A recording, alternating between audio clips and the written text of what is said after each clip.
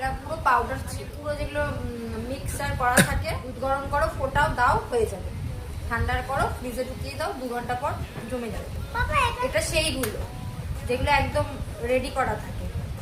আর আমি যেটা বাড়িতে বানাই আইসক্রিম, সেটা আমার বেশি ভালো লাগে। ওই নারকল দিয়ে বানাই, তারপরে বিস্কুট গুঁড়ো দিয়ে বানাই, সেটা দারুণ লাগে খেতে।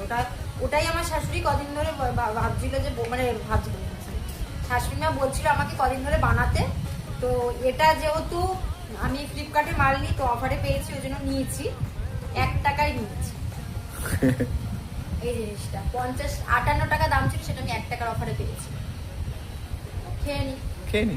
কি আর করবো, ভালোই হয়েছে বেশ। রেখেছো তোমার জন্য? হ্যাঁ, খাও না তুমি। খাও না, ওনার জন্য রাখবে না? ওনার অনেকটা আছে। সেটাই বলছি। তুমি তো খাও।